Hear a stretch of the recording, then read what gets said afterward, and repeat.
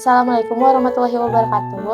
Kami dari Universitas Linggabuana PGRI Kota Sukabumi, Fakultas Sosial dan Ekonomi, Prodi Akuntansi semester 7. Kami membuat video ini untuk memenuhi tugas mata kuliah teori akuntansi dengan dosen pengampu Bapak Rizal Zailani SEMM. Hai, izin memperkenalkan anggota dari kelompok kami. Ada saya sendiri, Dian Fahira Kapsyah, ada Laisa Putri, dan selanjutnya ada Gina Rahmania. Kami dari kelompok 1 akan membahas tentang sejarah akuntansi dan tinjauan umum yang memiliki 7 pembahasan, yaitu yang pertama, akuntansi di masa lalu, kedua, akuntansi masa Renaissance, ketiga, dasar-dasar istilah akuntansi, keempat, munculnya double entry bookkeeping, kelima, pengaruh revolusi industri, akuntansi dan kapitalisme, keenam, bangkitnya profesi akuntansi, ketujuh, masa depan akuntansi.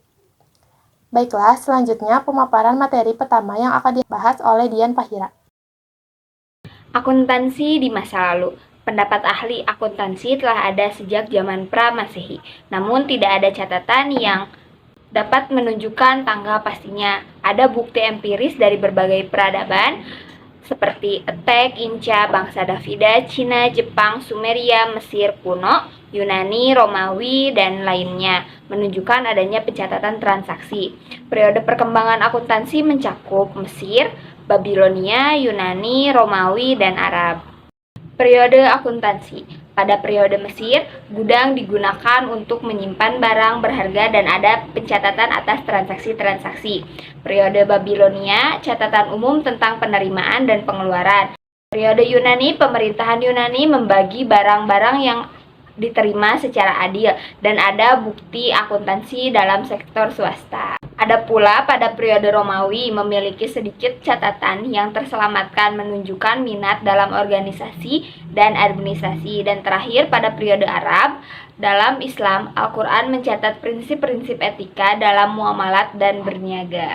Akuntansi masa Renaissance. Akuntansi modern bermula dari masa Renaissance Italia dan berperan penting dalam pengembangan kapitalisme swasta serta mendukung kekayaan seniman, puisi, dan penulis. Berada Luca Pacioli berjudul Sum de Arithmetica Geomatica Proportioni et Proportionalita muncul pada tahun 1494 di Venesia. Menjelang penemuan Amerika oleh Columbus, komentar Pacioli tentang akuntansi masih relevan, termasuk langkah-langkah perbandingan dalam buku besar untuk memastikan pengukuran akuntansi. Sejarah mengingatkan akuntansi kita akan berkontribusi berharga dalam pengolahan keuangan. Istilah-istilah dasar dalam akuntansi memiliki asal-usul yang berasal dari bahasa Latin dan berasal dari masa Renaissance. Berikut adalah beberapa istilah dasar dalam akuntansi. Yang pertama ada debit. Kata debit berasal dari bahasa Latin debere yang berarti berhitung. Dalam akuntansi, debit digunakan untuk mencatat penambahan aset atau pengurangan kewajiban dalam buku besar. Yang kedua ada kredit. Kata kredit berasal dari bahasa Latin yaitu credere yang berarti percaya. Dalam akuntansi, kredit digunakan untuk mencatat penambahan kewajiban atau pengurangan aset dalam buku besar. Yang ketiga ada akun. Istilah akun digunakan untuk merujuk pada catatan atau pencatatan transaksi keuangan. Akun berasal dari bahasa Latin computare yang berarti menghitung atau berkomputasi. Yang keempat ada buku besar. Buku besar merujuk pada catatan utama yang digunakan untuk mencatat semua transaksi keuangan perusahaan. Istilah ini berkaitan dengan konsep ledger dalam bahasa Inggris yang berarti buku besar. Yang kelima ada neraca. Kata neraca berasal dari bahasa Italia bilancia yang berarti timbangan. Neraca mencerminkan keseimbangan antara aset, kewajiban, dan modal pemilik perusahaan pada suatu titik waktu tertentu. Yang keenam ada laporan laba rugi. Istilah laporan laba rugi merujuk pada ringkasan hasil pendapatan dan biaya suatu perusahaan selama periode tertentu. Selanjutnya, kita akan membahas tentang double entry bookkeeping. Pada akhir abad ke-13 di Florence, Italia, praktik double entry bookkeeping mulai muncul dalam sejarah akuntansi. Munculnya sistem ini dapat dijelaskan sebagai respon terhadap kebutuhan ekonomi pada masa itu. Hal ini menjadi dasar dari proses evolusi dalam akuntansi. Konsep dasar double entry adalah bahwa Anda tidak dapat mengambil atau mengeluarkan sesuatu tanpa mencatatnya secara setara di dalam buku, dengan setiap transaksi harus dicatat 2 kali sebagai debit dan kredit untuk menjaga keseimbangan buku. Ini merupakan hasil dari evolusi akuntansi yang dipengaruhi oleh pengaruh budaya masa lalu, komunikasi antar budaya, dan aturan tertentu di Italia. Double entry bookkeeping menjadi dasar bagi perkembangan lebih lanjut dalam praktik akuntansi dan tetap menjadi fondasi dalam akuntansi modern. Praktik akuntansi di Babilonia dan Mesir serta pengaruh sistem akuntansi Yunani dan Romawi diyakini memiliki hubungan dengan perkembangan double entry bookkeeping di Italia. Komunikasi antar budaya pada saat itu juga sangat terkait dalam aspek ekonomi dan politik. Pengaruh sistem akuntansi dari peradaban Babilonia dan Mesir mungkin memberikan dasar konseptual awal untuk pencatatan transaksi keuangan. Pengaruh sistem Yunani dan Romawi yang melibatkan pencatatan transaksi dalam bentuk yang lebih terstruktur juga dapat memiliki pengaruh dalam perkembangan sistem akuntansi yang lebih kompleks seperti double entry bookkeeping.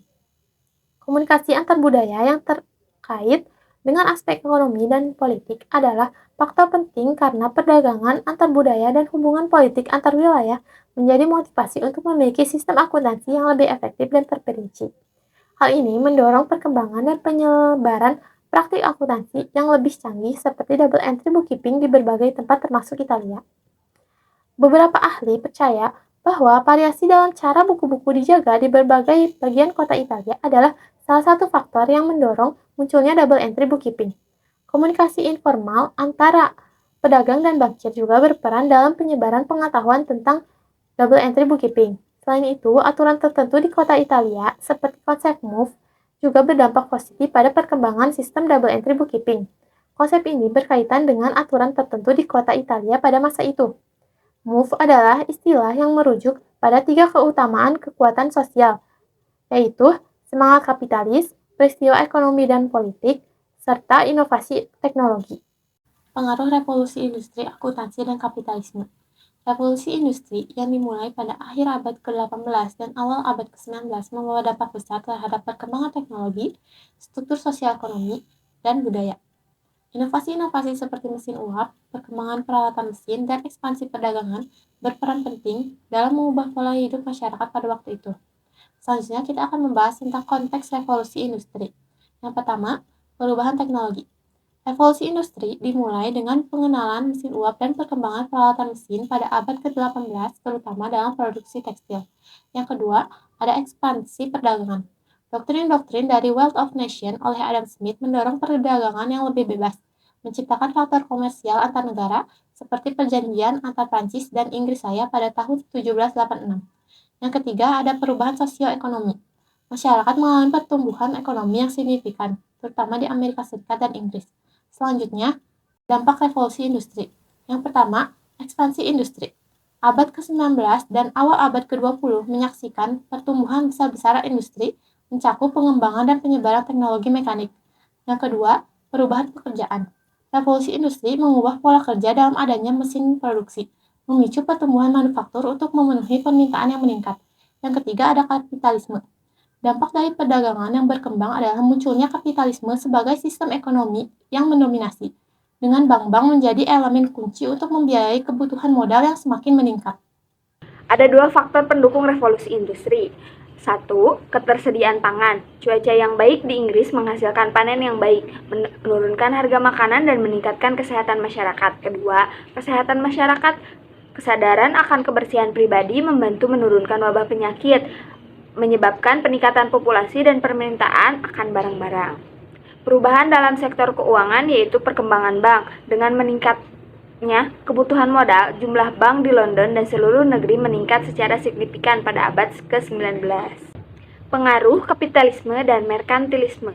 Definisi kapitalisme. Kapitalisme didefinisikan sebagai sistem di mana kekayaan diinvestasikan kembali oleh pemilik pribadi untuk memperoleh keuntungan. Tujuan kapitalisme didesain untuk mendorong ekspansi komersial melampaui batas lokal menuju skala nasional dan internasional. Pengaruh Karl Marx. Robert Kleiner menghubungkan penjelasannya dengan tudingan Karl Marx bahwa imperialisme adalah perpanjangan tangan dari kapitalisme. Perkembangan kapitalisme klasik. Menurut Ebenstein, kapitalisme mulai berkembang di Inggris pada awal abad ke-18 dan menyebar ke Eropa Barat Laut dan Amerika Utara. Karya Adam Smith, The Wealth of Nations dianggap sebagai tonggak utama kapitalisme klasik. Selanjutnya, tantangan dan transformasi pada awal abad ke-20. Tekanan terhadap kapitalisme. Munculnya kerajaan industri dan konsentrasi pemilikan saham memaksa intervensi pemerintah. Intervensi pemerintah, undang-undang anti monopoli, sistem perpajakan, dan jaminan kesejahteraan sebagai respon terhadap ketegangan, menandai transformasi kapitalisme. Konsep negara kemakmuran. Lahirnya konsep negara kemakmuran atau perekonomian campuran menggabungkan inisiatif dan milik swasta dengan tanggung jawab negara terhadap kesejahteraan sosial. Bangkitnya profesi akuntan. Dimulai dari revolusi industri, para spesialis akuntansi mulai menampakkan diri. Pada tahun 1773, Edinburgh memimpin dengan memasukkan 7 akuntan dalam daftar anggota Dewan Kota. Pada tahun 1844, adanya Companies Act yaitu mengharuskan neraca hasil auditan. Pada tahun 1854, di Edinburgh dibentuk Society of Accountants berdasarkan piagam kerajaan yang memberi hak pada akuntan untuk menyebut diri mereka sebagai Chartered Accountants. Tahun 1857, Hakim Quine mengeluh dan mengatakan bahwa seluruh urusan dalam kepailitan diserahkan pada sekelompok orang yang tak acuh yang disebut dalam undang-undang. Pada tahun 1862 adanya teman akuntan, menetapkan pengguna akuntan dalam kasus kepailitan yang menjadi pekerjaan utama para akuntan saat-saat awal. Pada tahun 1880, pada tahun ini, ikatan-ikatan lokal lain dengan cepat beradaptasi. Di Inggris dan Wales dibentuk Institute of Chartered Accountants yang disetujui oleh Ratu Victoria. Awal abad ke-19, sekitar 50 akuntan publik yang tercatat dalam daftar seluruh kota besar di Inggris dan Skotlandia. Selanjutnya, masa depan akuntansi. Akuntansi akan selalu beradaptasi dan menyesuaikan dengan perkembangan bisnis dan teknologi. Contohnya, seperti yang sudah kita rasakan, pencatatan transaksi bisa menggunakan aplikasi. Misalnya, Zahir, Mayob, dan lain sebagainya. Sebagai calon akuntan, sudah seharusnya kita untuk mulai belajar lebih giat lagi agar dapat menyesuaikan dan mempersiapkan masa depan akuntansi yang akan terjadi. Kesimpulannya, akuntansi telah ada sejak zaman kuno dan berkembang melalui peradaban seperti Mesir, Babilonia, Yunani, Romawi, dan Arab. Kontribusi budaya membentuk dasar akuntansi modern. Double entry muncul di Florence pada abad ke-13 sebagai respon terhadap kebutuhan ekonomi. Ini adalah dasar perkembangan akuntansi. Kemudian, revolusi industri memunculkan spesialis akuntansi. Akuntansi adalah bagian penting dari manajemen keuangan perusahaan yang terus beradaptasi dengan perubahan zaman dan teknologi. Terima kasih telah menyempatkan waktunya untuk menonton. Mari kita terus eksplorasi bersama dan jangan ragu untuk memberikan komentar dan saran. See you. Wassalamualaikum warahmatullahi wabarakatuh.